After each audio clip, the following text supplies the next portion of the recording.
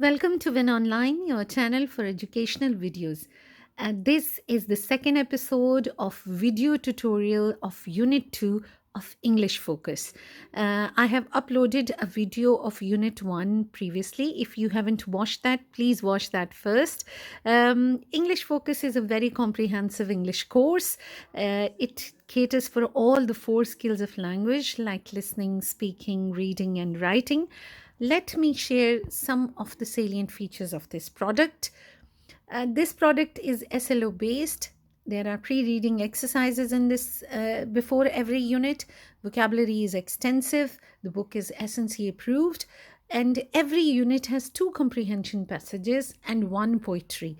Grammar is an essential part of the exercises of every unit, and the context for the comprehension passages is also given at the bottom of the page. So let's get started with Unit 2. But before that, some pre teaching tips. These tips are not only for this book. I suggest that before teaching any topic in any subject, it is important that you do a few things as teachers. And number one is give it a good read. Read the content that you are going to present. Understand the theme of the unit, whether it is science or social studies or English or any subject. Do some research about the topic so that you fully understand it, and there is no area left that if a student asks a question, then you should be well prepared for that. You have to prepare the resources. If flashcards are needed, audio resources, video resources, charts, slides, presentations, anything that you will be using for presenting that topic. Integrate with other subjects areas, because teaching is never done in isolation. All the topics should be connected with other subjects. You also have to identify and arrange for cross curricular connections, like what research will children do, what projects will they do, what presentations will they make. So that is important that you should know it in advance. Also, you should allocate a realistic time frame and cater for summative and formative evaluation of every unit. We start with Unit 2, which is people who do good for others. As it is obvious by the name of the unit, this unit is going to talk about the people who work for their communities or anyone who is helpful to anyone in any way. These are the SLOs of the unit, and they are given on the very first page of the unit. So, what are the resources that you will be needing? First, understand the theme. The theme is people around us who put their communities before themselves and work tirelessly to help others.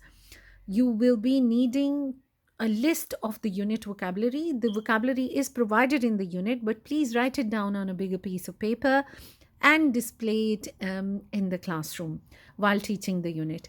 This second link I have given to you. This is a very short animated video about the life of Abdus Sattar Edhi. You need a picture of Nelson Mandela. You need the list of different forms of verb.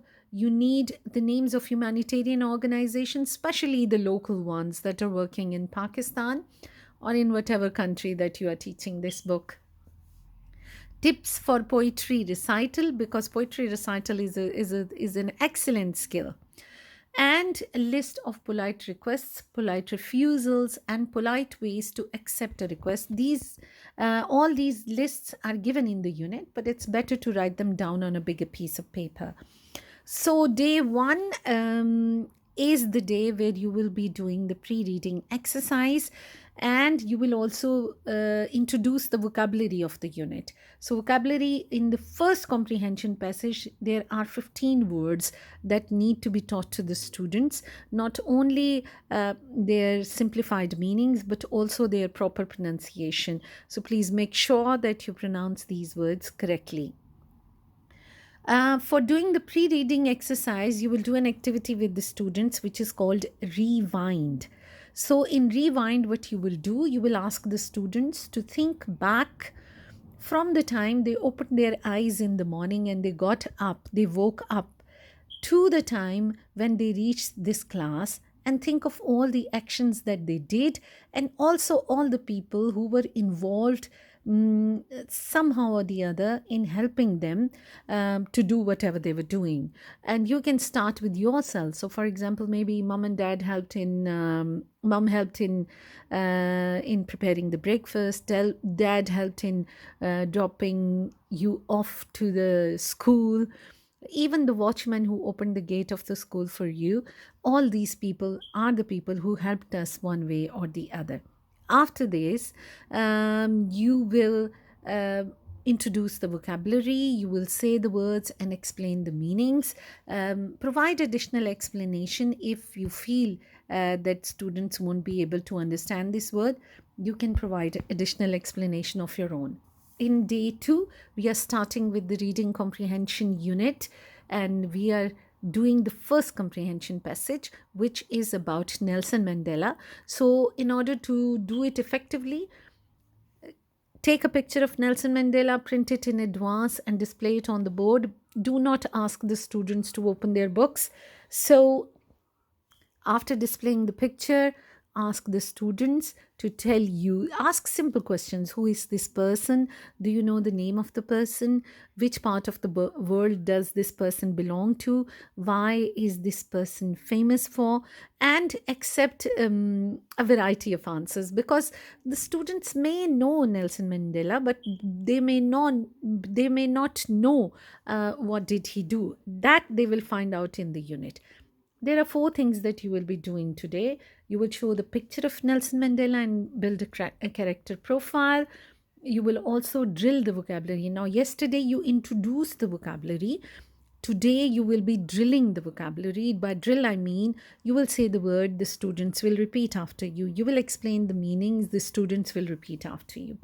You will provide model reading of first page of the story, and then you will give a little homework to the students, a very informal research homework, in which you will ask the students to do some research and collect a few pieces of information about Nelson Mandela and write them in their copy.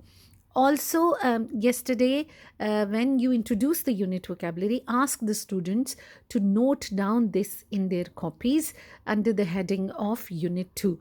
Some of them will be able to finish it in the class. Others who are not able to complete it in the class, ask them to complete that also at home. So this is day 2. Day 3, we will continue with the comprehension. But first, always remember, if you give any homework to the students, it is important that you provide a feedback on that, and you do not forget, you ask the students about this. So the first thing that you will do is ask the students about homework, and invite any 5 students to share their research findings. Secondly, you will revise the vocabulary. You drilled it yesterday, but you are going to revise it again with the students by asking the students to read the words today and explain them in their own words, or they can use the definition that is given in the book as well. Invite any 2 good readers to read the page learnt yesterday. So now you are reinforcing the reading, and today you will provide the model reading of the next page, and you will provide explanation of the next page.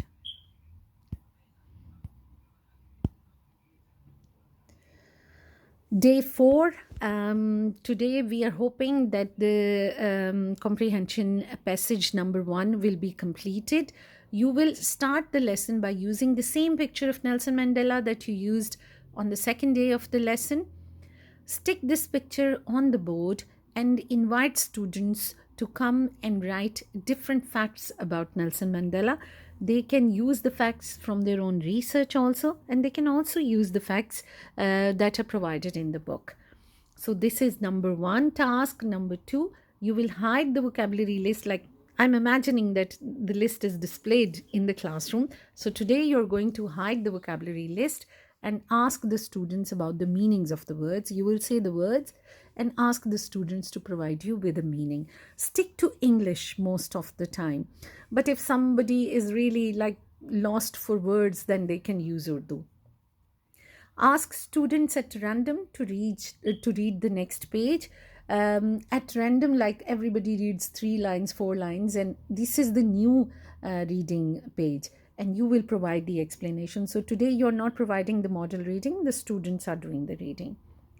Ask students to learn vocabulary list along with meanings by heart for a class test tomorrow. So this is the homework today. They will be preparing the vocabulary list. There will be a class test tomorrow. On day 5, you have already told the students that you will take the vocabulary test. Excuse me. So give the vocabulary test to the students in the first 15 minutes of the lessons. Do not use the whole lesson in this vocabulary test. After the test, display the list again and ask the students so that they can self-check. See, everything should not be for the marks, 10 on 10 or 6 on 10. They should just check the vocabulary list and see where have they made a mistake, and ask them to correct their mistake. Second thing that you will do, you will come to the first comprehension and discuss part A with the students. It is very simple. They have to put these events in a sequence. I am providing you with the answer key of part A, but they're not doing any written work today, just oral discussion. Day 6, we are continuing on with the comprehension. And today you will discuss part B and C with the students orally first. And they will do part A in their class or copies, while part B and C will be done at home. If they have a separate homework copy, fine. Even if they do not have, they can do it in the same copy. Again, I'm providing you with the answer keys, but it's important that you discuss these questions orally first with the students and take answers from them, and then give them the task to note it down in their copies. Day 7, we are starting comprehension 2, and as you know that the second comprehension is always open-ended. So the answers are not given in a straightforward manner in the passage. The students have to make inference. They have to read between the lines.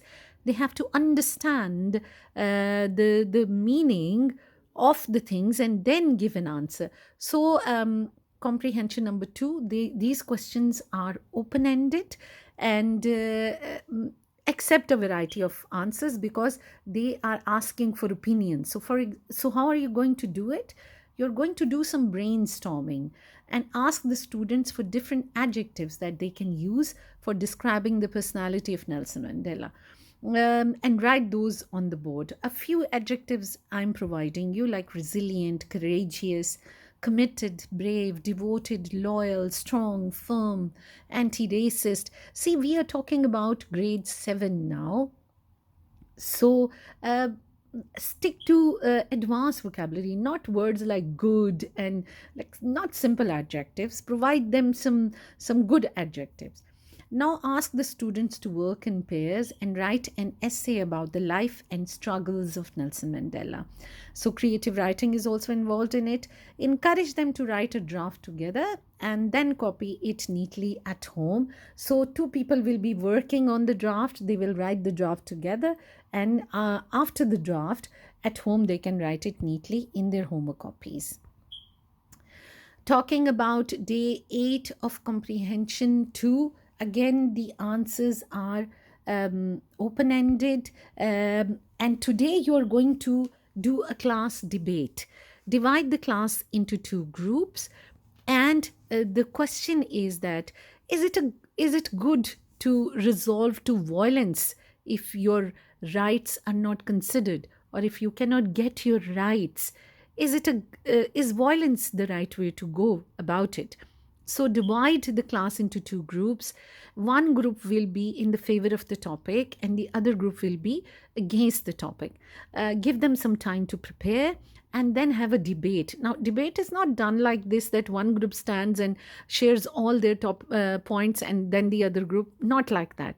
Invite one group to say one point, then invite the other group to say their point. All right, so they can provide a counterpoint, or they can provide or they can question the point of one group, so in the form of debate. Again, it's good for the practice of their oral language, And it is also good for teaching them how to argue, because most of us, we do not know how to argue, and often um, we end up fighting when we are disagreeing about something. Okay, day 9, you are going to do some dictionary work today, because some phrases, some questions, some phrases are given and you have to match the phrases. And then there is a very important thing: breaking the words into syllables is given. And in dictionary you can see that the words are always provided in syllables. So bring a few dictionaries to the class. Encourage students to always carry a pocket dictionary with them. You can write it in the book list that at least at grade 7 they should be having a pocket dictionary. Now some of you can argue that everybody has a mobile phone and they can find the meanings of the words um, in their phone, but phones are not allowed in most of the schools, so it is good that students have a pocket dictionary. So explain to the students what is the difference between a phrase and a sentence. They will be matching the phrases, and then the syllables of the words. I'm providing you with the answer keys in these slides, so all the answers are given. If you are stuck somewhere, you can take help from the answer keys. Day 10. So in day 9, we taught the students how words are broken into syllables. But in day 9, we are going to explain to them how there are stressed and unstressed syllables in every word. So there are words in which we stress on one part of the word, like the first one, difficult.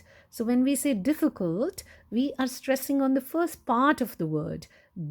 We are stressing on that. So the part that is pronounced more loudly as compared to the other parts of the word, it is called a stressed syllabus, and the others are called unstressed. So the students are supposed to divide these syllables into stressed and unstressed. You can also see that I am providing you a link. If you go to this link and you put any word in it, it will explain to you how many syllables and which syllables are stressed and which are unstressed. So it's a very useful link. You can share it with your students also after doing the exercise, so that tomorrow, if a time comes and they want to know about the pronunciation of a certain word, they can quickly go to the link and find it out. It's like a syllable dictionary.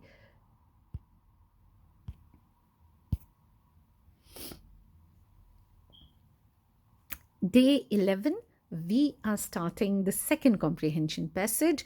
A very interesting name of the passage, Baby's Ears. And for starting the unit, you have to introduce the vocabulary and you have to draw the students' attention towards the theme of the unit. So, how are you going to start it? You're going to ask questions. How many of you have grandmothers? Do they live with you? Grandparents, rather. Do they live with you or on their own? If they live separately, how often do you visit them? What do you think your grandparents want from you or from your parents? How do you spend, excuse me, quality time with your grandparents? After this, you will display the vocabulary list and you will do the same with the vocabulary list. Read the words, explain their meanings, and then move on with the comprehension passage.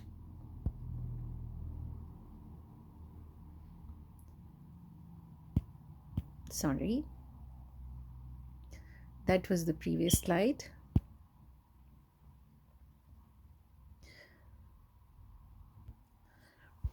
Now, for introducing the vocabulary of this part, what you can do is that you can share some pictures and then ask the students to match the pictures with the words.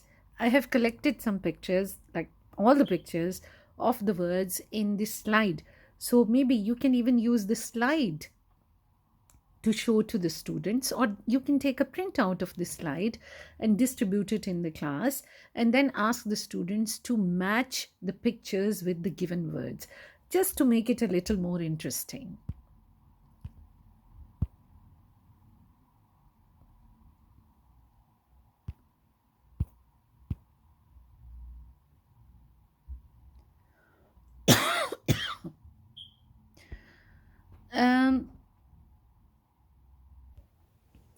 So, for this unit, divide the class into groups of four. Assign at least 4 lines of the text to each group. Give them 5 minutes to work on these lines. Then ask them one by one to come to the front of the class and read and explain the given lines. You are not providing the model reading, you are not providing the explanation. The unit is easier, it is simpler than the previous one, it is straightforward. So you are asking the students to explain it to the class. Make sure that all the groups get a chance for the explanation. Day 14, again, it's comprehension of this unit. You will discuss all the parts with the students. Homework, you will give part A as homework, while part B and C will be done in the classroom. This is very straightforward. So I'm providing you with the answer keys. The answer keys are given on this slide.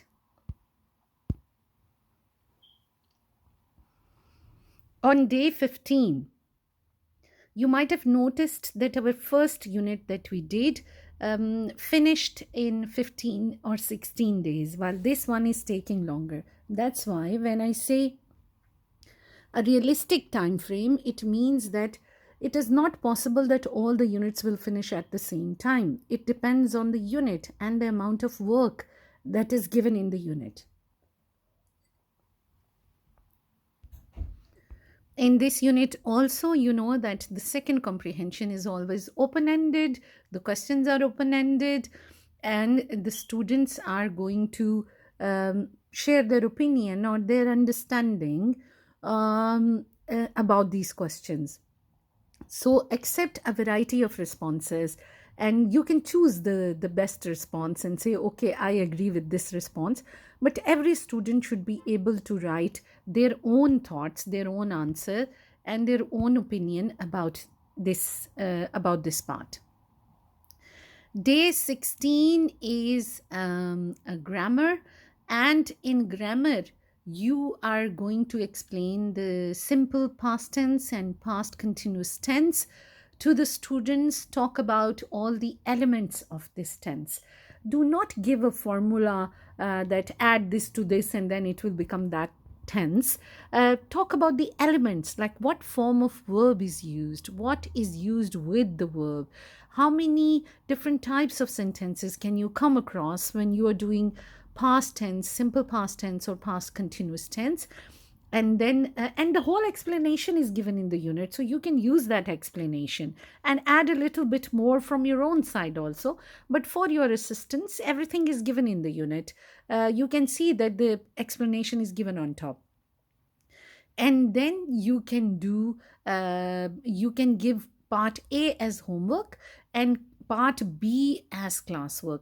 Part B is creative writing in past tense, so they are going to write something in past tense. I'm providing you with the answer keys of each and every question. Even for open-ended questions, I am giving you some suggestions that these are some of the answers that you can expect from the students. Day 17, yes, this unit is longer, it has got a lot of things, and as the book will progress, you will see that the units become longer and full of activities and full of things that the students are supposed to do. Day 17 is all about speaking, and it is about different types of requests and different types of refusals. Write all the polite phrases according to their function on separate pieces of paper. Let the students practice these before getting on with the exercise. So you provide a practice first so that they speak it naturally, so that they do not stop. They say it naturally. Oh, yes, of course, I will. Do you mind? Would you please? So that it doesn't sound strange to the ear, or it doesn't sound rehearsed to the ear. So you have to provide them practice. For every scenario, ask the students to use all the possible options, or invite different students to use different options. It's up to you how do you go about with the activity. It also depends on your class dynamics. So these are the two suggestions. Ask the students to choose any 3 phrases from each category and use them in a sentence as a written homework. So homework is that they have to choose three phrases from every category. Three categories are given, and write sentences about these, use them in a sentences. That is their homework.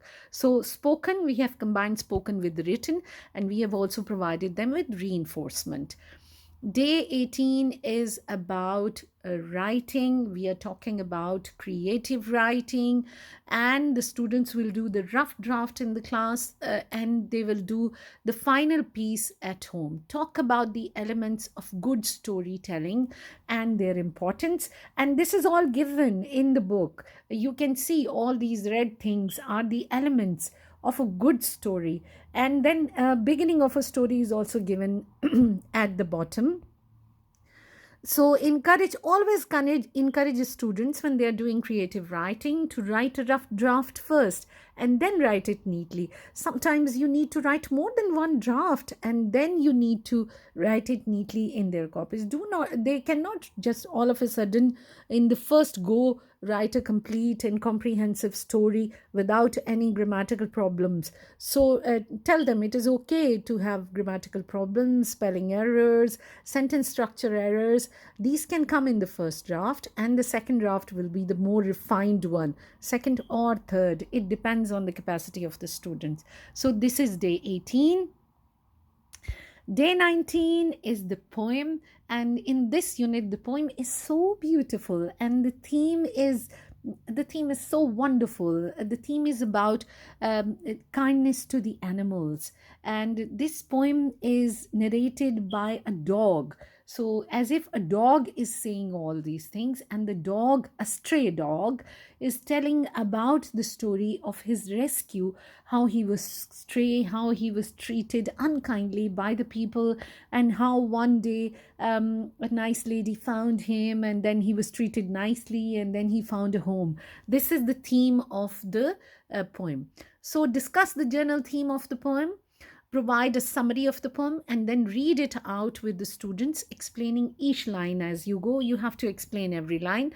Highlight the significance of being kind to animals, especially when they are stray. Express how every religion lays great importance on being kind to all the living things around us.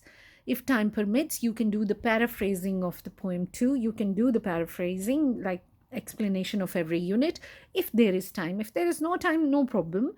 Poems are part of every unit, so you can do it in the next unit. For homework, ask the students to write an explanation of their favorite stanza from the poem. So, any four lines that they really liked, they're supposed to write an explanation of that stanza. So, also train the students how to read poetry, because the way you will read it will inspire the students, and they will also learn how to read poetry. Day 20 is about poem appreciation. And in this day, there are some exercises given at the end of the poem, which you are going to do. I think reference to the context is a bit too advanced for students at this level. Paraphrasing can be done if you wish. Questions are given.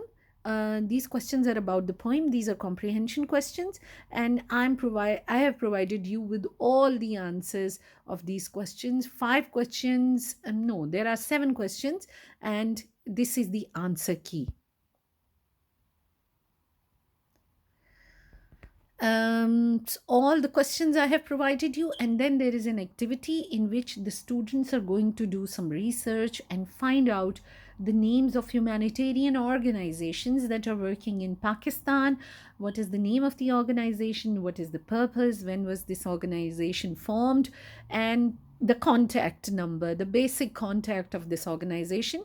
So, for that, I have provided you with a link. If you go to this link, you will find about 10 major humanitarian organizations that are working in Pakistan in different fields, like for education, for health, for providing legal assistance. So go to this link and share this link with the students, and they can go to the link, and then they can choose any 4 that they are going to use to fill this table that is given at the end of the passage. at the end of the unit.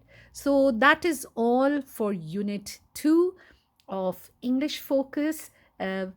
People who help others is the name of the unit, and you might have noticed that there is so much to do in this unit. There is reading, there is comprehension, there is spellings, vocabulary, grammar, research work, open-ended questions, even pronunciation, creative writing, spoken English. So one whole unit covers everything, and according to my planning, it should take at least 20 days. Even if it takes 22 days, 23 days, do not worry. Do not worry. Give solid time to these units, because one unit done completely and comprehensively will make a huge difference in the English of the students. That's all for today, and I'll be soon uploading a video tutorial of Unit 3 of Focus English Focus. Sorry, I always mix it up. English Focus. Thank you so much. Please subscribe to the channel, like, share, and comment. Thank you.